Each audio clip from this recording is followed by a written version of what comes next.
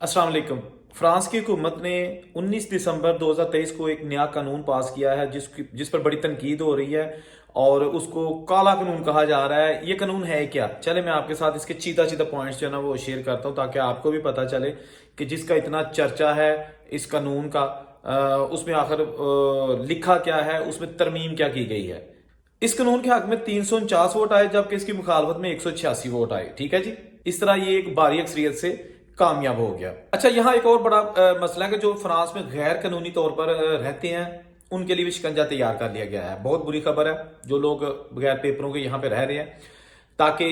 उनके लिए भी जो है ना इन्होंने एक शिकंजा इस तरह का तैयार किया कि अगर वो पकड़े जाएंगे तो उन पर 3750 यूरो जुर्माना आयद कर दिया जाएगा और 5 साल की पाबंदी लग जाएगी कि आइंदा कभी भी लीगल तरीके से फ्रांस में दाखिल नहीं होंगे, ना उनको वीजा मिलेगा ना दाखिल होने दिया जाएगा। तो ऐसे जो हमारे दोस्त भाई मुख्तलिफ मुल्कों से जिनका ताल्लुक है, जो फ्रांस में रहते हैं लेकिन उनके पास डॉक्यूमेंट्स नहीं है, गैर कानूनी तौर पर वो यहाँ पर सेटल्ड हैं, रह रहे हैं, जब से भी वो रह रहे हैं, लेकिन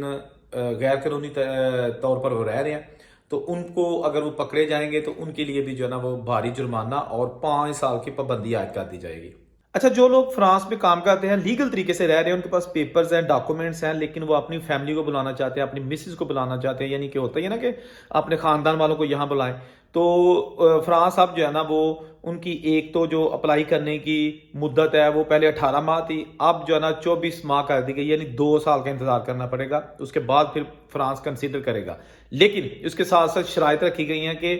एक तो आपकी माली हैसियत देखी जाएगी कि आप अपनी मिसिस को बुला रहे हैं या फैमिली को बुला रहे हैं यहाँ सेटल होने के लिए, तो आप करते क्या है, आपकी आमदन कितनी है, क्या आप अफोर्ड कर सकेंगे अपनी फैमिली को यहाँ पर। इसके साथ साथ उनकी ऑलरेडी जो है ना वो हेल्थ इंश्योरेंस होनी चाहिए। और जो इसके अलावा सबसे मुश्किल चीज़ है ना वो ये है कि आपकी जो फैमिली यहाँ आ रही है उसका फ्रेंच स्पीकिंग लेवल क्या है, यानी कि उनको फ्रेंच कितना बोलना आता है। ठीक है ना, फ्रेंच लैंग्वेज कितनी आती है, कितनी बोल सकते हैं, उनका लेवल क्या है। तो डेफिनेटली ये ऐसी होगा कि बैरून मुल्क से जो फैमिली यहाँ आएगी वो वहाँ की एम्बेसी में जाएगी इंटरव्यू देने के लिए, और एम्बेसी में उसका इंटरव्यू होगा और वो चेक करेंगे कि इसको फ्रेंच लैंग्वेज आती है कि नहीं। तो ये सबसे ज़्यादा प्रॉब्लम है, क्योंकि फ्रेंच लैंग्वेज को इतनी आसान नहीं है कि पाकिस्तान में रह के जो हमारी माएँ बहनें या जो लोग हैं वो घरों में बैठ के सीख लें। ये ऐसा नहीं है। ये सबसे टफ जो है ना कानून का एक हिस्सा है उन लोगों के लिए जो यहाँ पे रहते हैं, बिजनेस करते हैं, जॉब्स करते हैं और अपनी बेगमात को यहाँ बुलाना चाहते हैं, फैमिली को बुलाना चाहते हैं, लेकिन फ्रेंच लैंग्वेज की जो शर्त है ना ये बहुत डिस्टर्बिंग है। इसके साथ साथ स्टूडेंट्स जो यहाँ पे आते हैं उनके लिए भी सख्तियां की गई हैं। अगर कोई स्टूडेंट यहाँ आकर तालीम हासिल करना चाहता है तो उसको कम से कम जो लमसम अमाउंट है ना, ठीक ठाक अमाउंट यूरो जो है ना वो हुकूमत को जमा करवाने होंगे एज अ बॉन्ड मनी, यानी गारंटी कि अपनी तालीम हासिल करने के बाद मैं वापस चला जाऊंगा। फॉर एग्जाम्पल अगर वो स्टूडेंट नहीं जाता तो वो जो उसने डिपॉजिट करवाया है ये तकरीबन 7,500-8,000 यूरो के लगभग है, तो वो उसकी जो रकम है ना वो सारी हुकूमत जब्त कर लेगी। ये गारंटी के तौर पर अब स्टूडेंट जो है ना वो अपना एक लमसम अमाउंट हुकूमत के पास रखवाएंगे कि हम जी अपनी जो स्टडी है, ये जो अपना टारगेट है वो पूरा करके वापस चले जाएंगे। अच्छा, फ्रांस बीमार लोगों को भी रहायशी परमिट देता था, पेपर्स देता था, जिनको संगीन नोयत की बीमारी है और वो कहते थे कि हमारे मुल्कों में मुतलका ड्रग्स नहीं है, अद्वियात नहीं है, इलाज बहुत महंगा है, मैं इलाज नहीं करवा सकता या करवा सकती, तो सहूलियात नहीं है, तो फिर फ्रांस उनको कंसीडर करता था और फिर यहाँ बुला लेता था। अब क्या है, अब कोई ऐसा वो उज़र काबिल कबूल नहीं है। सिर्फ ये कबूल है कि अगर आपके मुल्क में वो इलाज है ही नहीं है तो फिर आप को फ्रांस जो है ना वो परमिट देगा। लेकिन अगर आपके मुल्क में इलाज है लेकिन बहुत महंगा है, या ड्रग्स नहीं है, या दवाई महंगी है या सस्ती है, कुछ इस तरह की चीज है ना, अब आपको वो फ्रांस अकोमोडेट नहीं करेगा। अच्छा, इस कानून के तहत काफ से जो फैमिली अलाउंसेस हैं, जो सहूलियात हैं, वो लेने में भी थोड़ी सी सख्ती की गई है। इस कानून के तहत जो फ्रांस में लोग काम करते हैं उनको ये सहूलियात लेने के लिए, यानी समाजी अलाउंसेस लेने के लिए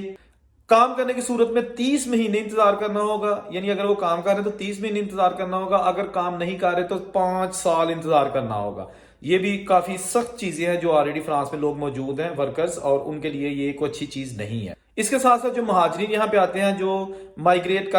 करके फ्रांस में आते हैं, उनका भी सालाना कोटा तय किया जाएगा। हर 3 साल में इनको कितने लोगों को पेपर्स देने हैं जो असाइलम करते हैं या यहाँ पर हिजरत करके आते हैं,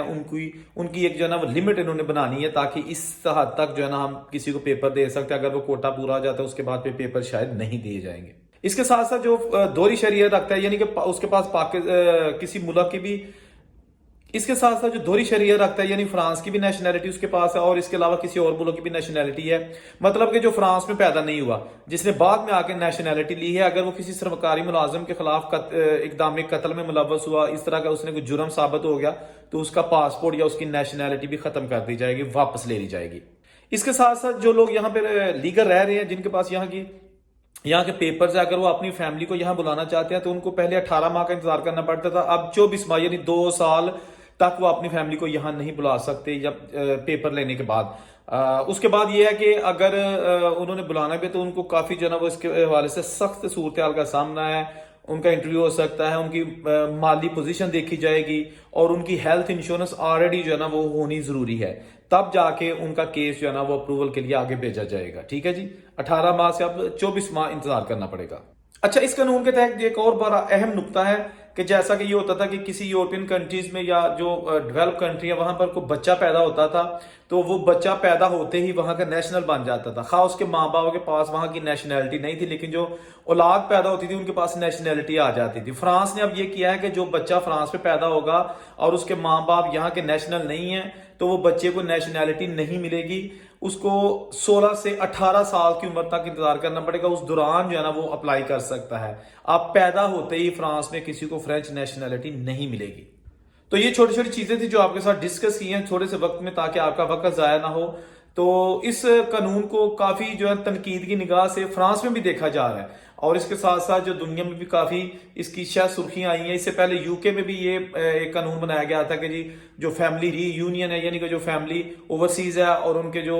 کرتا دھرتا ہے وہ کام کر رہے ہیں UK میں، تو ان کو بھی اپنی فیملی کو بلانے کے لیے کافی مشکلات جو ہے نا اس کا سامنا کرنا پڑ رہا ہے۔ اس کے بعد اب فرانس نے یہ سلسلہ شروع کر دیا ہے، تو کافی بے چینی پائی جا رہی ہے جو غیر ملکی فرانس میں کام کر رہے ہیں ان میں، کہ یہ قانون کالا قانون ہے اور اس پر جو ہے نا وہ عمل درآمد نہیں ہونا چاہیے۔ حکومت فرانس کو چاہیے کہ اس کو وہ واپس لے۔ جی۔